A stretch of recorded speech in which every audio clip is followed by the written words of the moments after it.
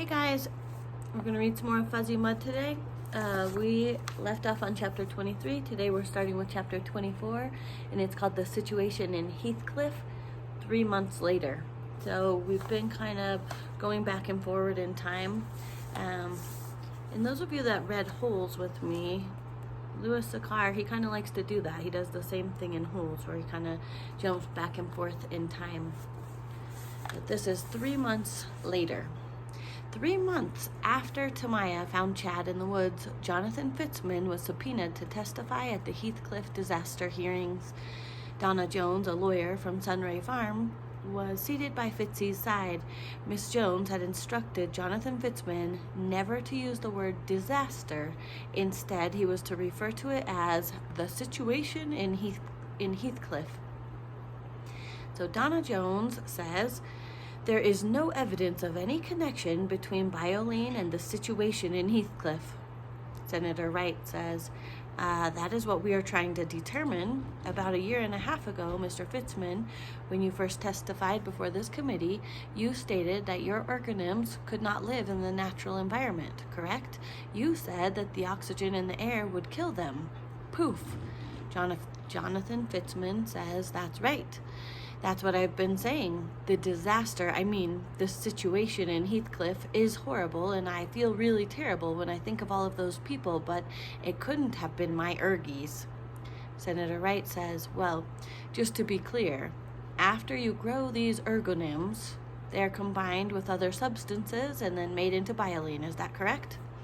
Jonathan Fitzman says, "Well, there's a lot more to it than that, but I guess that's close enough."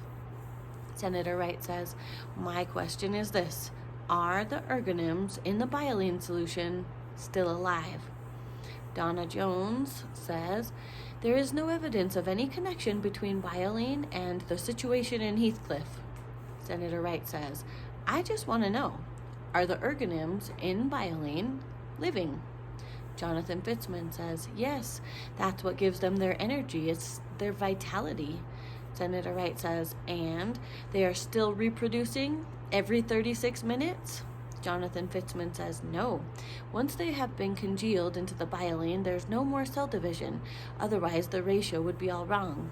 Look, you have to understand, if I thought that my ergies would kill someone, I would never, ever have let them out into the world. Bioline is supposed to save mankind, not destroy it." Senator Wright says, "Mr. Fitzman, please try not to wave your arms around so much. You almost hit your lawyer." Donna Jones says, "I'm used to it, Senator. I've learned when to duck." Senator Haltings says, "I know that you said you have all kinds of safety precautions, but just suppose, Mr. Fitzman, just suppose that some bioline is spilled. I presume most of the liquid would then evaporate." Jonathan Fitzman says, "Yes, and the ergies would disintegrate." Senator Halting says, "But if they didn't die, would these now free ergonyms be able to start reproducing again?" Jonathan Fitzman says, "I don't know. Maybe, if they were still alive, but by the time all the liquid evaporated, the air would have already killed them. Any car that runs on bioline has to be equipped with a vacuum fuel injection system. I'm now working on a way to make sure that the fuel tanks remain warm in the winter, even if the engine is turned off and a car is parked outside in the ice and snow." Senator Halting says, "You testified last year that an ergonym engages in cell division every 36 minutes. Jonathan Fitzman says, "Yes, until they have been congealed in bioline." Senator Halting says, "Well, with trillions upon trillions of cells dividing all the time, aren't there ever mutations?" Donna Jones says, "There is no evidence of any connection between bioline and the situation in Heathcliff." Jonathan Fitzman says, "You have to understand, mutations are bound to happen, but that's no reason for everybody to get all freaked out. Normally, when cell division occurs, the new organism is an exact copy of the original, but when there's a mutation, that just means that there's a defect of some kind. For whatever reason, the copy isn't exact. The defective organism usually cannot survive, and that's the end of it. The rest of the ergies just go on doing what they've been doing." Senator Halting says, but is it possible that an ergonym could have mutated in a way that made it capable of surviving in oxygen? Jonathan Fitzman says, the odds of that happening are like 1,000,000,000 to 1. Senator Halting says, 1,000,000,000 to 1. Okay, the last time you were here, you testified that there are more than 1,000,000,000,000 ergonyms in a gallon of bioline. So 1,000,000,000,000 divided by 1,000,000,000 equals 1,000. At 1,000,000,000 to 1 odds, that would mean in every gallon of bioline there are 1,000 ergonyms that can live in the natural environment. Jonathan Fitzman says, wait, no, that's not right. I had already factored in the number of mutations when I said that the odds were 1,000,000,000 to 1. You're double multiplying. Senator Halting says, well, let's suppose that someone spills a few drops of bioline and all of the normal ergonyms instantly go poof. But then there might be one mutated ergonym that survives, and then 36 minutes later, it will make an exact copy of itself, and then we will have 2 ergies, both capable of living in oxygen. And 36 minutes after that, 4, and just after 1 day, there would be more than 1 billion of these oxygen-surviving ergonyms, and 36 minutes after that, 1 billion more. Donna Jones. This is pure speculation. I think we can all agree that there has been no conclusive evidence of any connection between bioline and the situation in Heathcliff. Senator Halting says, what led you to the conclusion that you needed to keep the fuel tanks warm in the winter? Donna Jones. Mr. Fitzman simply wants to be sure that the people who drive bioline-powered cars don't have any difficulties. Jonathan Fitzman says, you have to understand, I never wanted to hurt anyone. Senator Halting says, well, unfortunately, a lot of people were hurt. Chapter 25, we're back to real time now, Wednesday, November 3rd at 2:12 p.m. So this is back when Tamaya and Marshall are in the forest and they just found Chad, or Tamaya did. A long line of cars stretched from the front of Woodridge Academy all the way out to Richmond Road, blocking traffic. Many of the mom and dad drivers had tears in their eyes. They hadn't been told the names of the missing children, and only that their children were safe.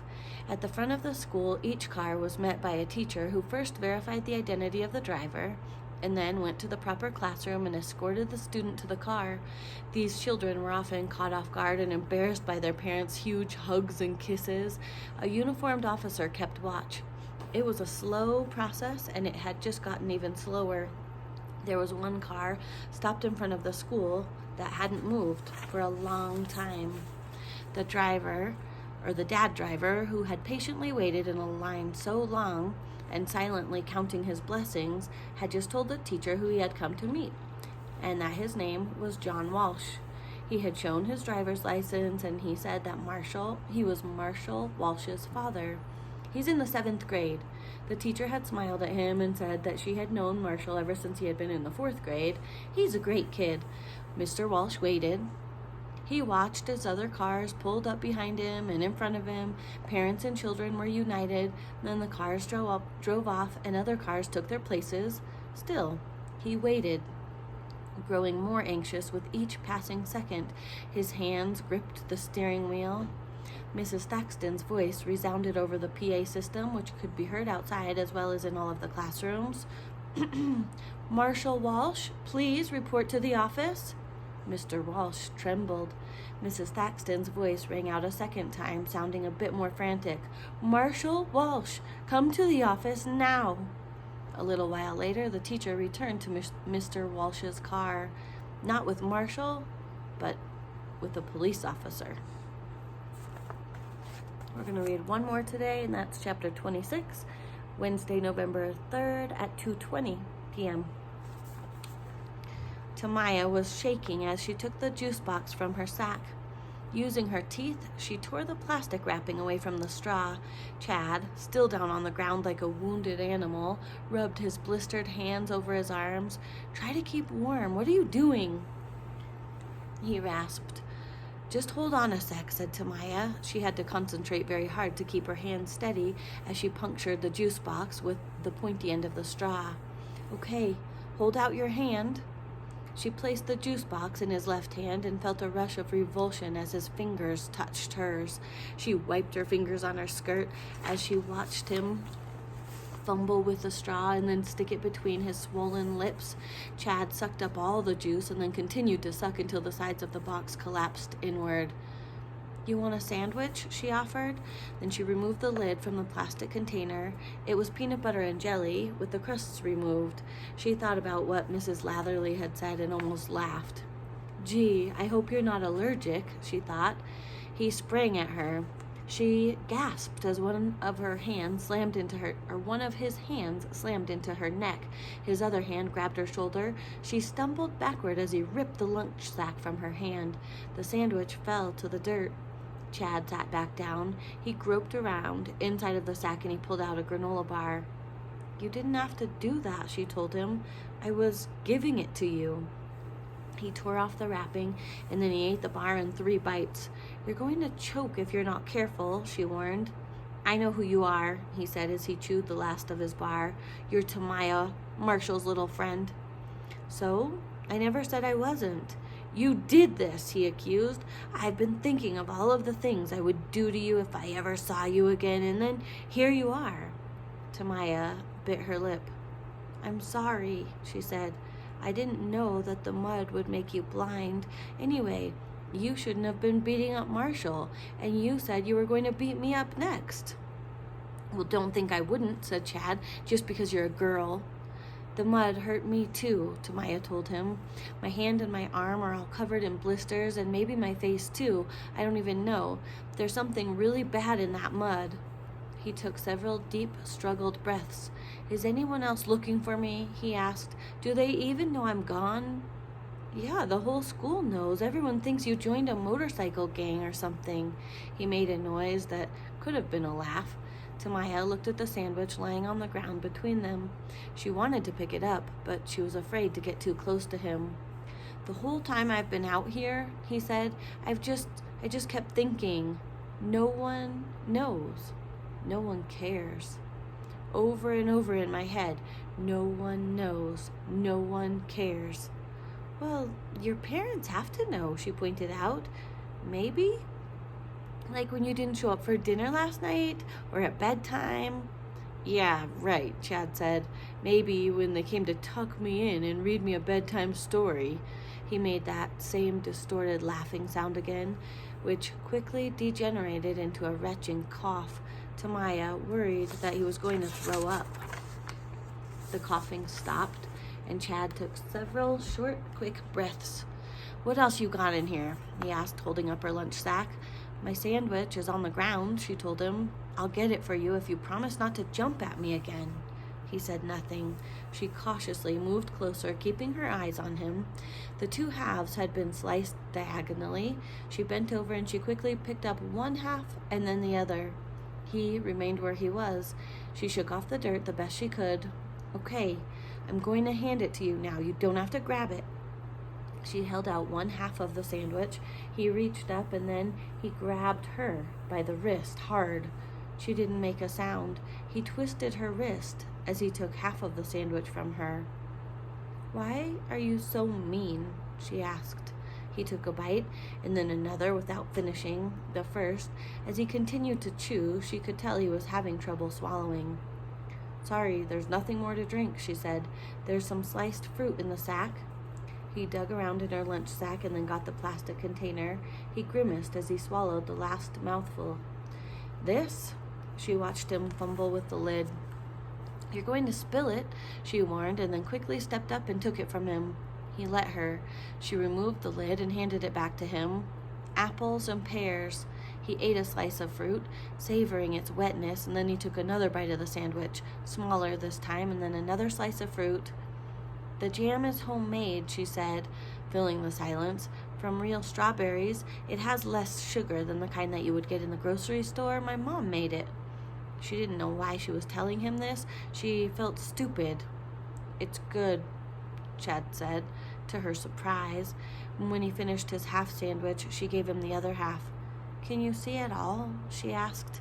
Only up real close, like just before I smack into something, I can tell there's something there, and then bam! He made the same laughing noise. He ate a small bite of the sandwich, and then he followed it with a slice of pear. You must have been really cold, she said. Did you sleep at all? Who are you, my mother? Sorry for caring, she said. I bet you and your family have dinner together every night, don't you? It was more of an accusation than a question, really. She answered anyway. No, just me and my mom, if she's not working too late. My parents are divorced, and I don't have any brothers or sisters. My dad lives in Philadelphia.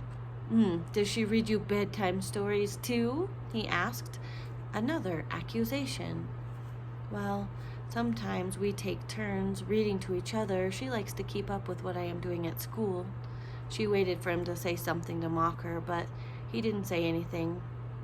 He ate the last slice of fruit, and then he licked the bottom of the container, trying to get every last drop of liquid. He let her take the empty sack from him. She gathered up the containers and the bits of trash and then put them all back inside the sack. She was not littering. She was no litter bug. No one knows. No one cares, Chad muttered. All right. That's the end of the chapter. It ends with a little more math. We've got 2 times 4,194,304 equals 8,388,608. 2 times 8,388,608 equals 16,777,216. Whew. All right, see you tomorrow.